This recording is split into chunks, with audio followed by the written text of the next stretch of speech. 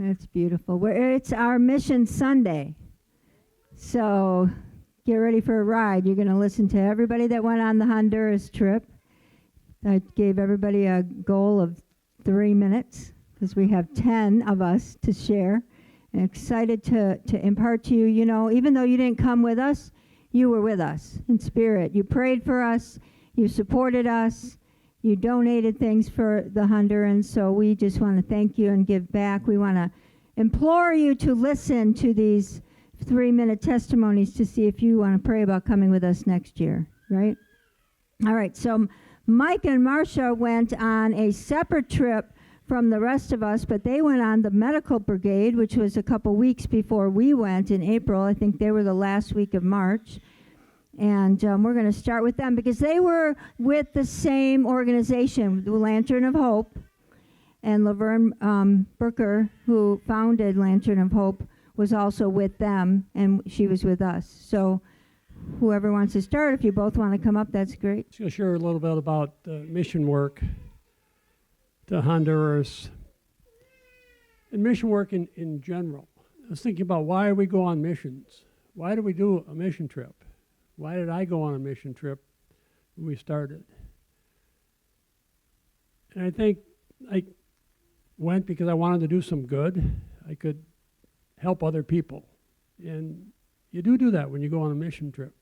You help other people in various ways, whether it's medical dental stuff like we've done, or whether it's building or evangelism. But I don't think of all the trips we've been on, I've ever given as much as I've received at the end of it.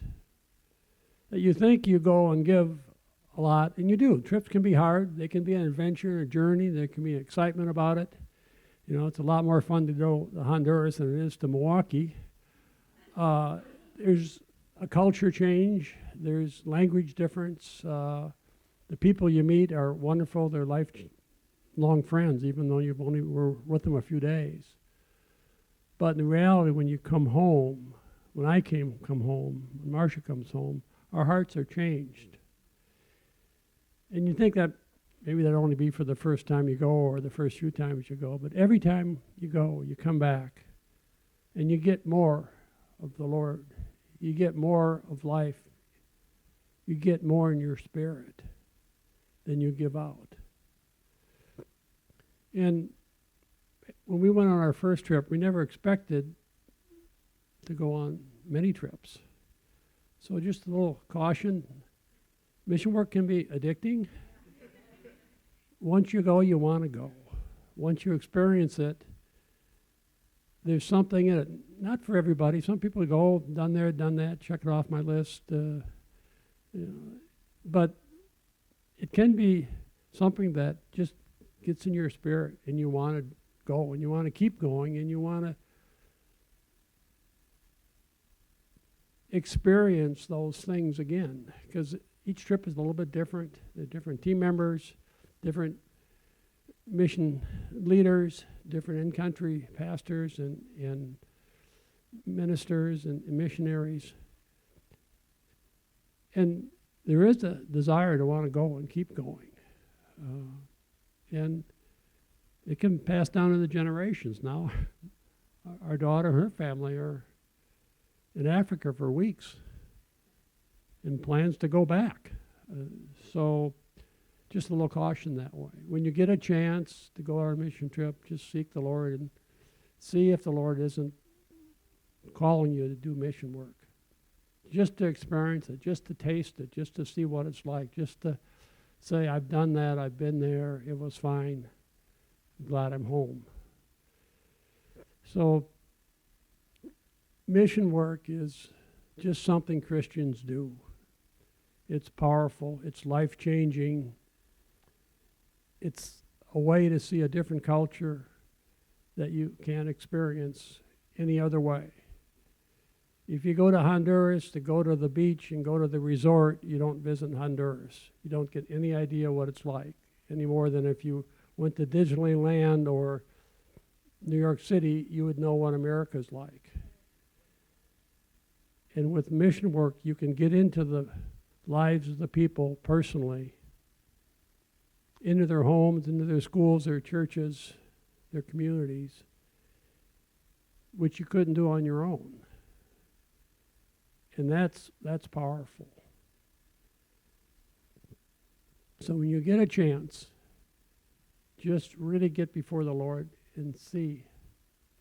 Much like the school ministry, there's a time in your life where mission work is appropriate for you, and that opportunity is available, and it may not come along a second time.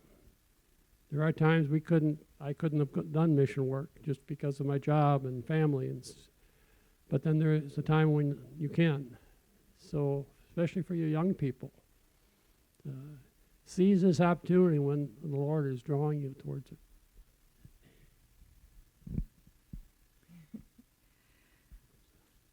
Okay, I'm not going to be that long. I hope.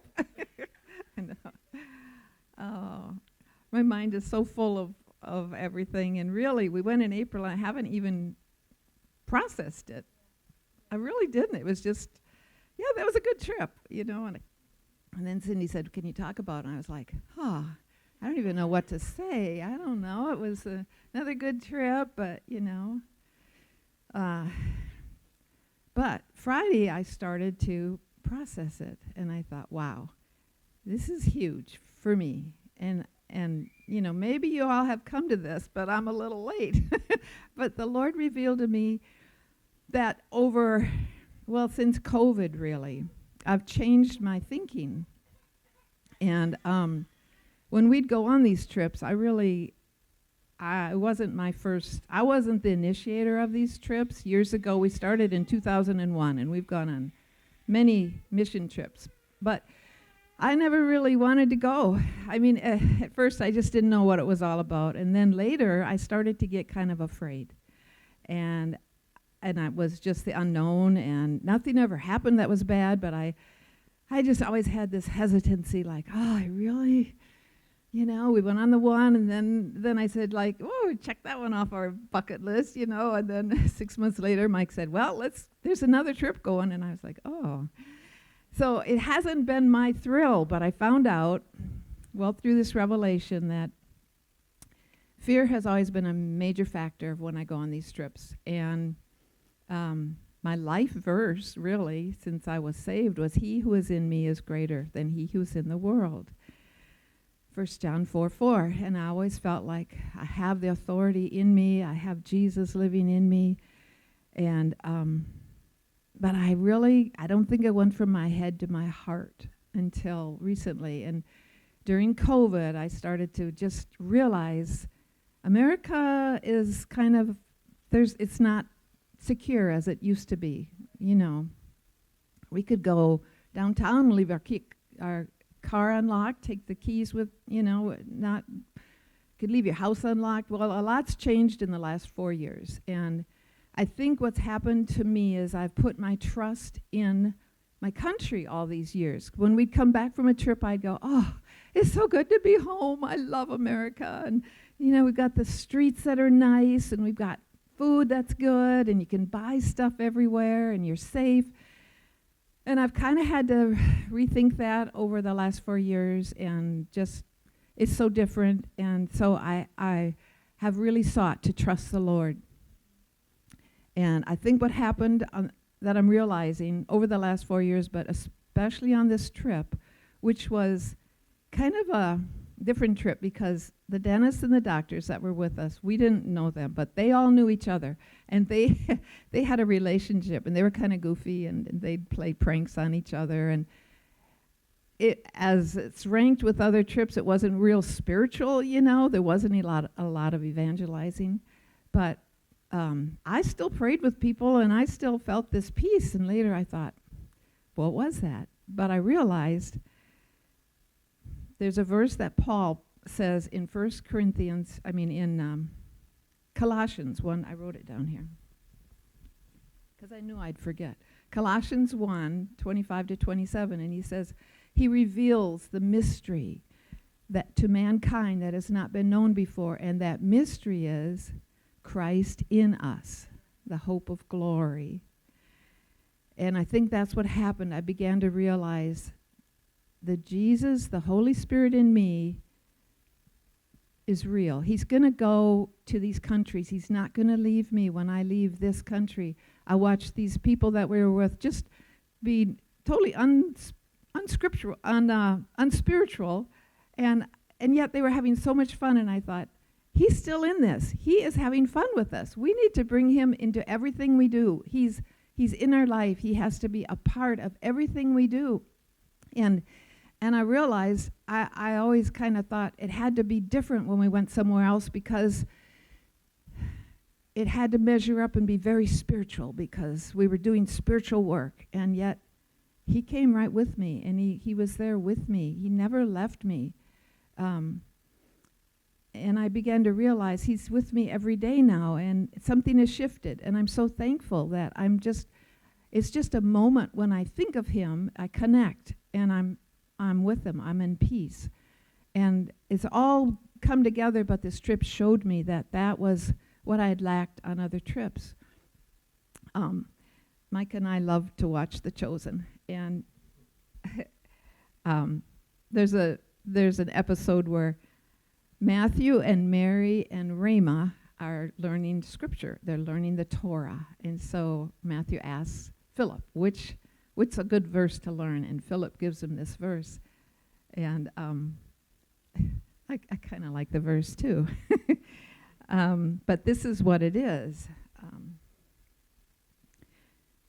It's Psalm 139. It starts in 7. I can never escape from your spirit. Where can I go from your spirit? Or where can I flee from your presence? If I ascend into heaven, you are there. If I make my bed in hell, behold, you are there. If I take the wings of the morning and dwell in the uttermost parts of the sea, even there your hand shall lead me, and your right hand shall hold me. And that's my prayer, that we all get to that place, because nothing is certain, even if you're not on a mission trip. We just need to know he's as close as our next thought. And there's no fear in love. And we know he loves us and we love him. And so all we have to do is call on him, and he'll be right there. So this was my first mission trip, and I've always wanted to go on one, and this year's like, okay, I'm going. So I put it in for the vacation. But Dondell, the lead for the Georgia team, sent Cindy a message saying, hey, here's what I'll be teaching on at the men's advance. Send it to Tyler so he can kind of get ready. And I initially planned, I'm going to spend like 15 minutes on it. Hour and a half later, I go, oh, okay, I have a good chunk done. And do the men's advance. That was fantastic. At the end of it, we ended up washing their feet, which we did for JDL a year ago-ish for the elders and Cindy. That was really fun, and I enjoyed doing that. And then later on in that same week, Dondell, the second morning we went up to El Cerro, and he says, hey, by the way, you're going to give a teaching. Okay. Slight, okay, I'm like thinking like, and okay, I got a message. And I was preaching on it, and I could see the guys as I'm, walking, like talking about it and preaching it, I could see them nodding their heads. I'm like, okay, good. I'm talking slow enough, and 2, they can understand the analogies that I'm using. Because we were told when you do that, stop and say a few words and wait for the translator, and then kind of keep it simple so that they can understand. So about the second day they were there, I did I plan on doing this until I can't do this anymore. So I'm ready for the next mission trip. And I'm so used to 3 months feeling like 3 weeks, where it's like, great, it's been 3 months, and it just went. This was an excellent reversal of these few days felt like a few weeks, and it was just, it was a good change of pace. So this was also my first mission trip, and I was so excited to go. Just when we landed in Honduras, just seeing palm trees, just different landscapes, it was just amazing. And we had a 6-hour bus ride to La Esperanza, and I was just looking out the window the entire time, and I was just like in awe of what God created, the fact that it can sustain itself, and like the mountains are so big, and just like everything's so colorful. Like their houses are like vibrant compared to ours. Like it's just completely different, and I was just like in awe of what God can do. So I got like a different perspective coming back, because like I grew up with like a poverty mindset, and like their poverty is like completely different than our poverty. Like it's on a whole new level. Like it's just like they survive off the land, and if the crops don't produce, they have nothing. So it's just like twisted my like mindset of poverty, I guess. And even though like they're like poor, they are so like thankful for everything that they have, and it's just like cool to see the children interact and like be so grateful what little they have, and like just be so respectful of their parents. They sat down with us and stayed still for 15 minutes without their parents. Like it made me look at like our American children have screens put in front of them, and their time span that they can focus is very little compared to them who they dream big. We asked them what their dreams were, and they had so big dreams, and no one took that innocence from them, and that was beautiful. It just felt like a home away from home. Like, I don't know. The Georgia team was just so kind, and we clicked with them right away. Like, it was just so fun, and like I felt blessed there, like favored, and like we were like spoiled.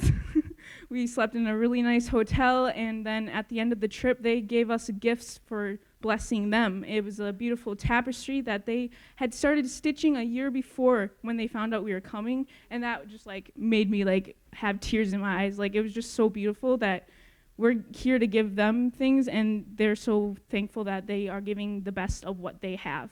It was just so beautiful. Okay. So this is my second year being able to go, my second mission trip. And I wasn't even planning on going this year. It was very last minute. But everything fell into place, and I was blessed to be able to go again. I got the vacation right away. Everything just fell into place, so I knew, okay, this is where I need to be. So I got the opportunity this year to kind of just like help wherever it's needed. So I got to observe a lot. I was kind of floating. And what I observed this year was a little bit different than what I observed last year. In the sense of like the poverty that Kelsey was talking about, I kind of like realized that like we almost have more poverty than they do in the sense of our mindsets and everything. I mean, like the way that they trust the Lord, I don't even think we come anywhere close to that. Like it was beautiful to see that this time around, and made me really like look at myself and like where I'm at, you know, what I need to change. Yeah, so that was a big thing. I also got this, like, we were highly blessed on this trip. Like, right after we got back from Honduras into Atlanta, it's kind of like a funny situation where we all found a place that we were going to go to eat, and we didn't know that the part of the town that we were going to was the worst part of town to be in. And so we took a Lyft to go to this place. And we looked it up online and everything beforehand, but yeah, it was like the worst part of town in Atlanta. Our Lyft driver told us that he actually got robbed in that area. And he offered to take us to a different spot, a safer place. Yeah, like we were like highly looked after. Like if he didn't leave after we got out of the car, he was just kind of like waiting for it, like to see what we were gonna do. And yeah, he's like, hey, yeah, I think you guys should get back in the car. We should go somewhere else. But yeah, like from that point on, I mean, like just to see like the way that things fell into place, the conversations that we got to have with our drivers and everything, just the way that we were looked after, I think that's another big thing. The way that God moves in all this, it actually started to make me cry in the restaurant because I'm like, oh my gosh, and then you know, I don't know, just seeing that, like that, yeah, God doesn't, He's not leaving us. He's there through everything, every second, and you you don't think about it, and then you look back and you're like, oh my gosh, yeah, like he was there for that. And yeah, seeing the Atlanta team. Not all the people that were there last year were there this year, but we did have a couple.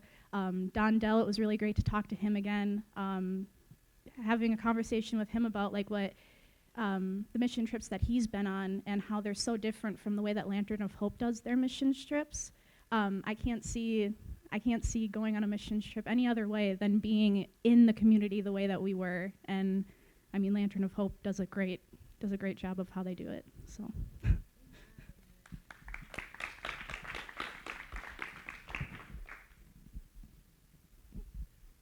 So this was my third mission trip, but the first one out of the country and first one with this church, so it was very different as well.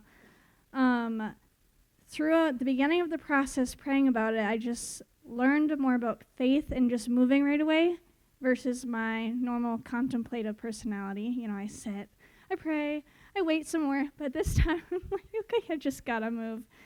So from my first time just praying about the trip, and I'm asking the Lord what to do, and I just hear, go ahead. I'm like, wait, did God just tell me to go ahead? Like, is that it? Like, what? So then I ask again, and then he says again, a different day, go ahead. I'm like, okay, I guess that's it. It's just simple. And then just provision, it was amazing with work. I had to have a lot of faith in I would get the time off, even though I wasn't seeing it for a week or two. My boss basically was like, we're not going to have an easy time finding a sub. Like, we don't know. Like, and I just kept having the faith that God's speaking to me about faith. Like, he told me I'm going. And if they don't find a sub, I don't know. They're just going to have to figure it out. And then I learned more about faith when I was just praying, like, okay, what is the topic going to be? Because I got put into this position where I'm, like, leading, like, the theme and stuff and the crafts and what we're going to do. And God is speaking to me, like, about praise and thanksgiving. So I'm like, okay, well, just go with it, that faith. Okay, I'm going to move now, I know. Just putting all the things together, it just God made it, like, more simple. And it was just beautiful. In that, with faith, God just gave me a lot of confidence to just step out and try things and lead others and make decisions faster than I normally would. And even in just speaking Spanish, like I learned Spanish in high school. I don't speak it much anymore. I don't practice it much anymore. But just having the confidence, like, okay, it's in me. God is in me. I'm going to try. And sometimes it was funny. I used weird words or, my accent sounds funny. But it worked. Like, I talked to the translators. I talked to the children there. Sometimes they even laughed with me about the things I said, but it was just cute. It worked. Another big thing I learned was about gratefulness, too. They don't have a lot, but they are so grateful, and it made me be grateful as well. Even just being grateful for the smooth roads, being grateful for the food I have, like going back to all these simple things, but they are like really important things as well. A couple of my favorite memories, getting to teach the kids in different stations. So there was a craft station, there's a teaching station, an outdoor station. So I was basically teaching the kids about praise and thanksgiving. And one of the aspects was that we brought flags that a couple of people, Toylyn and Mabel, made. So watching them wave these flags around while they're singing songs in praise in Spanish to God, it was beautiful. Like, they have never done that before. It was just like, they were free, they were smiling, they were having fun. That was just beautiful. Like, they let loose. They didn't really care. And then them teaching us songs in Spanish too, like the words, like it's just so heartfelt and like it made us cry. And then the third biggest thing was serving a meal at the church. We'd been with these people for 2 days, and just looking everyone in the eye as we're serving them the meal, it was like you're just really seeing them, and you're seeing the love, you're seeing the gratefulness, and that just was really impactful for me as well. And just as a testimony to the entire trip, like, it was filled with so much joy and peace, like, and community and just love. It was amazing. So, yeah.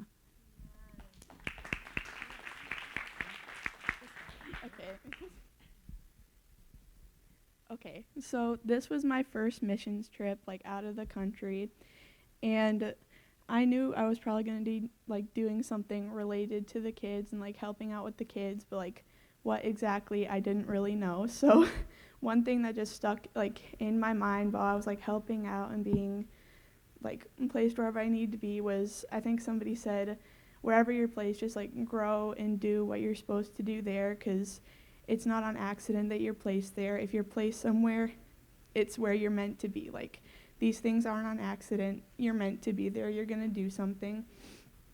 And sorry, I'm nervous. I don't talk in front of people much, so bear with me. But yeah, just looking back on it, like, all the things that we take for granted, like paved roads. We're driving on a road and we're like, oh, there's a pothole. Why haven't they fixed that yet? And then you go to Honduras and you have to, like, swerve in between, like, different lanes. People are, yeah. I just remember some of the times we were on the bus, pothole. We came out of our seats at one of those potholes. I was sitting with Kelsey and my mom, and we literally, like, jumped out of our seat. It was, yeah, and then, yeah. So we take that for granted a lot. Hot showers. We take those for granted, too. Just, yeah. So it was honestly refreshing, though, after, like, being outside in the sun all day. It's so hot. It was something to get used to, obviously. You don't usually take cold showers. You take hot showers. But it was refreshing. It was nice after you got used to it.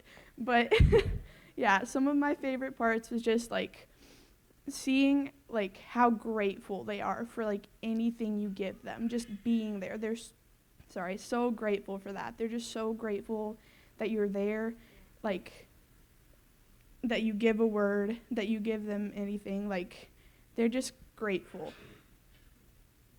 Shaking in my boots. No, I'm joking, but kinda. I got her. But yeah, they're just so grateful. And like Kelsey said, they would just sit there and, like, listen, and they're not like the American kids where they have to have a screen or they can only sit for, like, 5 minutes. They would just be grateful to be there. They would sit there. They would listen. They would pay attention, like, all these things.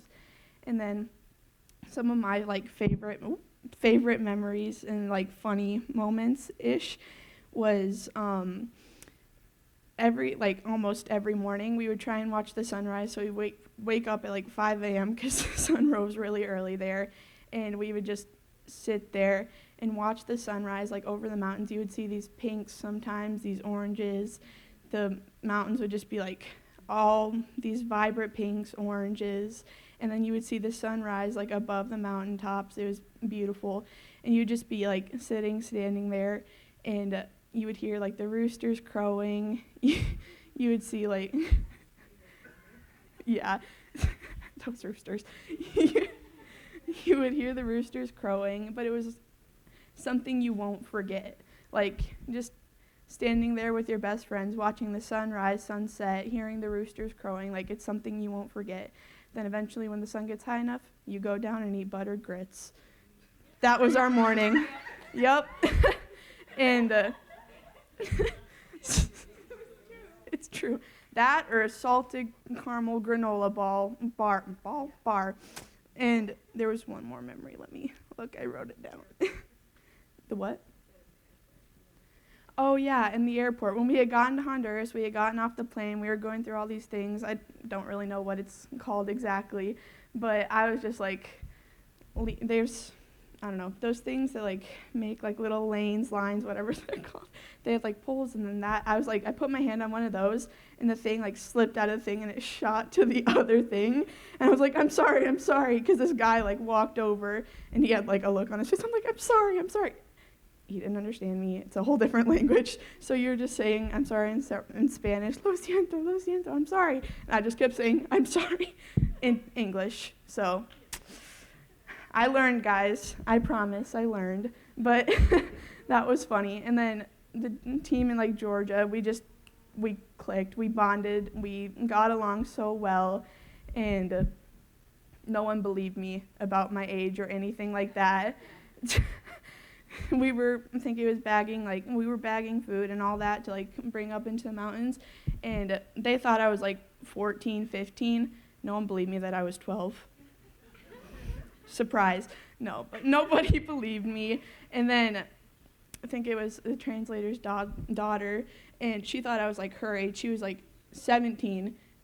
Her jaw actually dropped. It was funny, but her mom told her, and she was like, I'm like, yeah.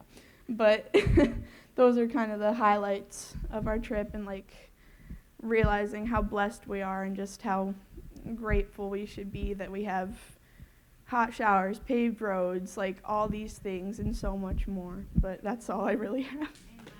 Good job. Oh, the blessing of going next to last. You guys had a thing, but now you kind of talked about all of it. Huh? Oh, Megan's going. Okay, so third to last. They talked about a lot of the stuff. I've been on many trips, and missions is not for us. It's always about serving. It's always about letting God stretch you. It's always about letting God grow you. But even though you go with that mindset, God pours into you, and he transforms you as you serve. I always say one of my favorite John Maxwell quotes is that leaders don't create followers. Good leaders don't create followers. They create more leaders. And I've said that to JDL many times of like the honor of leading them. And I feel like I got to see each of my young adults that I've been blessed to walk with, many for years now, just they didn't even need me there. And that was awesome. That's how it should be. And that was beautiful. And I got to see them interacting with all of our teams. And we had one team. We had Wisconsin and Georgia components, but within a few days, we had one team. And it was beautiful because it crossed all divides you can imagine, all life experiences, all different backgrounds. And it was, Jesus, it's heaven. I have so many memories of looking out. Every direction you look, like, I'm getting emotional, sorry. There's mountains everywhere. And if you know me, you know I'm a mountain girl. That's really special for me with Jesus. And it was just literally like you were surrounded by Papa's hug, you know. There was just mountains everywhere. And being able to interact, because I do speak Spanish, being able to interact with the interpreters and the locals. Oh, thanks. I got to have a different level of appreciation for them. Many of the things that stuck out with me were listening to the children sing songs and their utter awareness of the spiritual realities that we're actually living in. One girl sang a song that said, be ready for the sound of the trumpet blast for Christ's return, to be living ready. I mean, these are children singing these songs. Another girl saying, I want God to send the rains so we can have a good harvest, so all the kids can eat and we can all go to heaven. And my sweet little Aunt Angela, she sang a song, and I have her picture, and I pray for her every day because she sang a song that said, I want to sing beyond the song to where Jesus is. And it's just little moments like that that you just go, wow, I got to be here. I got to hear that. I get to interact with her, and now I get to pray for her every day. And what a joy and a privilege to know these people exist so that you can be lifting them in prayer every day for God to cover them and provide for them. One of my favorite moments with my daughter was in El Cerrón. We were serving food, and as it should be, they ate first. And we happened to run out that day. They all ate. But that meant the missions team, either you were going to fast or you were going to go eat a PB&J, you know. But in the moment, I forgot about PB&J. I forgot we had anything else. And my thoughts went to my daughter, this American girl. And how was she going to respond to this? And I went into the church, And this was my moment with Mabel. I had a moment like this with every one of our young adults. And my daughter was sitting by an open window. Now, picture the church is just one room. The windows are openings. There's no glass. There's no screen. And the sound of the cicadas outside was louder than I've ever heard in my whole life. And my daughter, I can still see it, is just sitting on a plastic chair, because that's what they have, with her arms folded, just looking out the window. And the sun is coming down on her, and the sound of the cicadas and the lush foliage is there. And I just sat down, and I said, "How you doing?" She's like, "I'm good." And in her world, we weren't eating, and she was okay with that. And it was like they ate. That's what matters. And I saw my little girl in that moment as like a young woman of God. And it was just powerful. And I just thought, this is what it's all about. And I got to be here, and I got to experience all this with my child. It was life-changing. And one of the coolest revelations I had, because I do speak Spanish, was within 48 hours, the Lord showed me, within 48 hours, your brain makes the switch. You do. You start hearing everything as Spanish. You start thinking in Spanish, you start processing in Spanish, and it's just what you naturally start to speak. Well, at the resort, do you remember this? We woke up, and I said something to Kelsey, and this happened with Tracy many times, and she's just looking at me like, huh? And I said whatever I said to her again. She's like, "Bruh, I totally thought you were speaking Spanish." I'm like, "You don't even speak Spanish."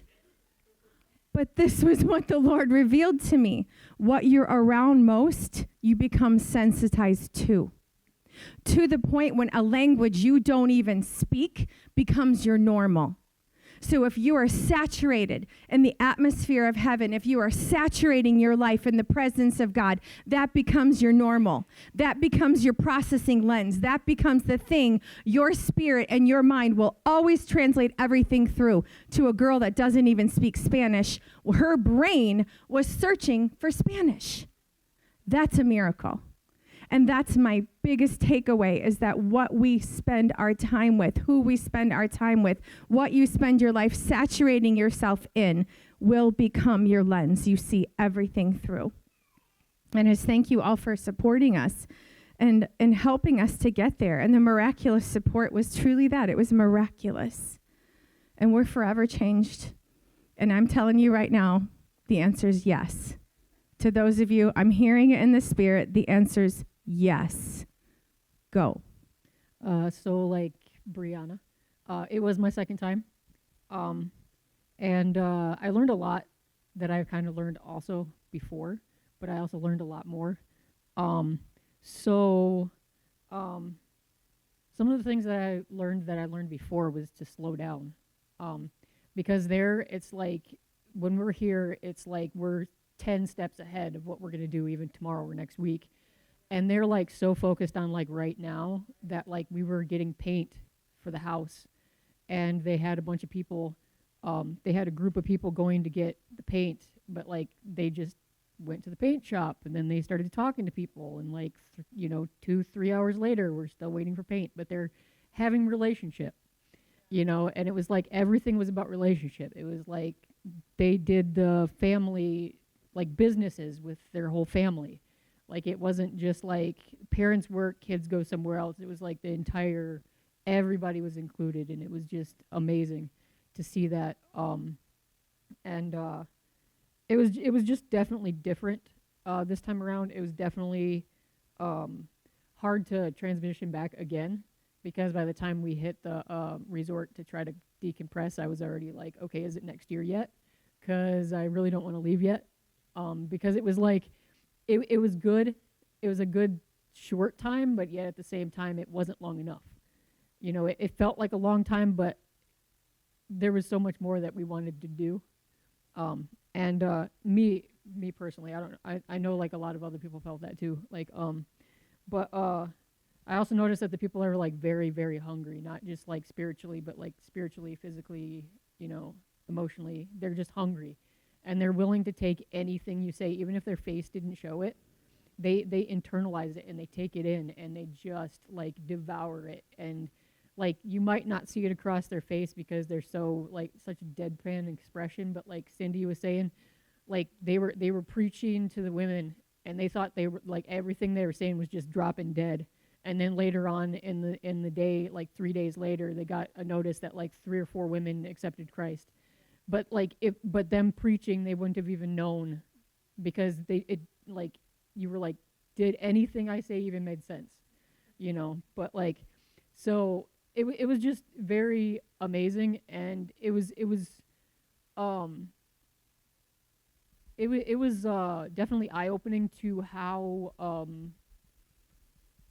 compartmentalized and cliquey we kind of are, because like we showed up into church and we just barely crossed the threshold, and they were like rolling out the red carpets. They were like taking people from the front row and moving them to the back, and they were throwing us up front, and they're like, here, take these tambourines, and you're our honored guests, and Dondell, now you're speaking. And you know, it was just like everything just got shifted, and they were like, oh, well, we had a plan, but you're here now, so you take over. And you know, they were just so open to it, and it was amazing. Like in the actual church service, they just totally like relied on the Holy Spirit. And one of the most powerful things that they did was they actually had one of the American teams partner up with one of the Honduran congregation person, no interpreters, and you were just supposed to like lay hands on them and just bless them and like pray over them. So we prayed in English, they prayed in Spanish, but like the Spirit just fell so hard that we were actually supposed to leave at a certain time and nobody wanted to leave. Like we could have easily probably gone until like midnight because the power was so thick in that area. And it was just crazy. Like people were just so hungry, and it was amazing. So it's just definitely a different atmosphere, and I'm still trying to process and wrap my head around how I'm supposed to like apply that here, because it's so different. So I'm still processing that and working through that. I've gotten a little bit better into like kind of coming back, but like when I got back, it was like a couple months before I was like, okay, I'm back. But because it definitely does kind of like throw you for a little while, because like they said, it was like a totally different mission trip. It was just like the minute that you hit your feet on Honduras, it feels like you're home, because it's just that atmosphere, you know, and just their hunger and just the acceptance, and it's amazing. So I think that's all I hit, but yeah, I wasn't sure if you were gonna, but yeah. Part about the church.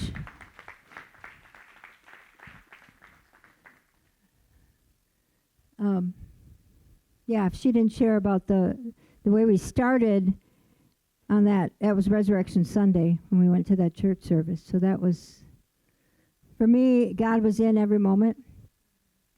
It was my 3rd time to Honduras, my 3rd mission trip, my 2nd time leading a team from here. I'm just blessed and just continually blessed by going and being a part of Laverne's ministry. You know, the Bible says to go into all the nations and make disciples. And we don't have a lot of evangelism going on in this trip, because we're going up into the mountain 6,000 feet above sea level, maybe even higher than that, to where we're ministering at a church. They all have received the good news already. But we're making disciples when we go. We're bringing teachings to the women. We're bringing teachings to the children that's extra. They don't have what we have here in the United States. They don't have conferences. They don't have YouTube. They don't have, you know, special speakers coming in. So is it any wonder that the Lord is sending missionaries from out of the country in here? Because of what Megan just said, it's hard to know how do we take what we do there here. But we need to. We need to be making disciples here, right? One of the interpreters had a cousin with her just in the evenings. In the first couple days, we didn't see her during the day, and she was 17. And there was an evening that Laverne felt led to share her testimony. And she said, I don't know why I'm sharing my testimony, but I'm supposed to tonight.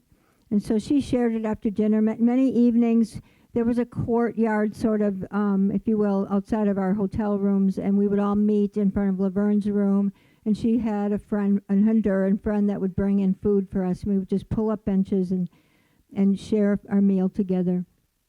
And that night, Laverne shared her testimony.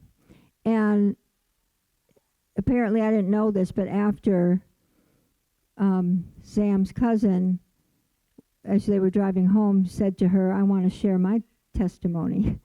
And Sam looked at her and said, honey, you don't have a testimony. You're not saved. You have a story, you know. And she said, well, I want to share my story. Well, Sam came the next day to Laverne and said, you know, because of you sharing your story, Silka wants to share hers, but it's pretty tragic. I don't know if it's something that we should be doing. And then Laverne came to me that morning and said, you know, you're the inner healer, healing ministry. This may turn to deliverance. Maybe you should pray about this. What are we going to do? But if she's feeling led to share her story, we should allow her. Well, and I prayed, how are we going to? You know, the Georgia team had probably a couple people that were not churched for sure, unsaved, questionable. Well, Tori Lynn had wanted to have some time with just the youth. I mean, most of our team are youth, most of their team are youth, and I just thought that's how we're going to do it, you know. So the Lord worked it out that evening. We had a earlier evening, and I said, Laverne, let's let all the youth go to the game room and socialize and share their time together, and it would just leave us with Laverne, Dondel's mother, who's a little bit older than me, and Megan. And so Silka shared her story. And praise the Lord, her story turns into a testimony because she received Jesus that evening. It was just the most unexpected. I mean, it was unexpected. She had been living with her cousin now for 6 months, and her cousin's the Zam's, the interpreter's father, is a pastor. He also lives in the home. They've been sharing the gospel for 6 months, and she was hard as hard can be. She had lost her mother just 6 months earlier. That's why she was homeless. I won't even go into her testimony, but it was hard. And so she shares her story, and we all shared what we needed to share that the Lord was urging. And at one point I just said, do you want to receive Jesus as your Lord and Savior? And she said, no. And Laverne started sharing some things. She had a very hard heart and a lot of unforgiveness towards God, her family, for the abuse that she was under. And all of a sudden, like, we thought we were done. We were like not going to be able to get any farther. It's getting late. It's dark out. We're sitting outside. And all of a sudden, out of the blue, Laverne says, well, Cindy grew up Catholic. I look at her. Well, she had Catholicism in her family background. Well, the Catholicism in Honduras is not the same as the Catholicism here. It's very satanic. It's very Santa Maria. They worship, idols and statues. But I went with it. I'm like, all right, whatever. Laverne's got something here. So I just started sharing my years of growing up Catholic, and something in her, you could just sense it. You could see it in her eyes. You could see it in the shift of her body position towards me. And at some point I just said, do you want to receive Jesus as your Lord and Savior now? And she just started weeping. And I took her right into if you've been through Life Enrichment, I took her through the mother wound part that we do in Life Enrichment, and it was probably the most beautiful highlight of my trip. And she's still doing well. I'm in touch with her. Her name's Silka. So it was amazing. It was a great week. I mean, it was another way to say we can get out of our comfort zone. And we need to get out of our comfort zone. It was good to see. I don't know why we didn't all think to wear our T-shirts. When you want to just stand up again. So I do I do want to share one more thing, and then we're going to watch the video. But so Tracy being the teacher, an elementary teacher, and we had to be in charge of the vacation Bible school with all the kids, it was just natural for me to say, Tracy, you come up with the theme. And so along with praise and thanksgiving, we all three of our supply luggage, huge duffel bags, and one big, really large suitcase was filled with what? Instruments, tambourines, flutes, clapping hands. I mean, all the sound, the things that make sound. And I was not part of that because I was with the women, but on the very first session with kids, they learned a big lesson. Okay. They thought they'd let everybody take a musical instrument out of their backpacks, and as they did worship, the kids could play these instruments. Well, I guess it was so piercing loud that their eardrums almost popped. And they were like, we're not doing this again. But how God redeems, okay? So 2 days later, I'm visiting the midwife in the mountains. She's like in her 80s. She's been a midwife for 60 years. She's birthed every baby in the mountains. You know, there's no doctor's offices. There's no stores, you guys. These people that live that high up in the mountain, it's an hour and a half to the city. Is it, or more? Yeah. I mean, it's not, you have your baby without help if you can't get that midwife to you. You know, they don't have phones. They don't, I don't know how they even get the message out that we're there, but they come from all over. I'm sitting there having a cup of coffee with her and Laverne and a couple other people on her porch. And all of a sudden I hear a tambourine, like way off in the distance. I hear one of the flutes or the recorders. I'm like, listen, those are those instruments. And it was the most beautiful sound. And that they took they were better than Dollar Tree quality, but they were, to us, the type of thing you give your kid at vacation Bible school that gets thrown away within 2 days. You know what I'm saying? And that just blessed me. Just blessed me to hear that sound. And those are I bet they'll still have those next year, right?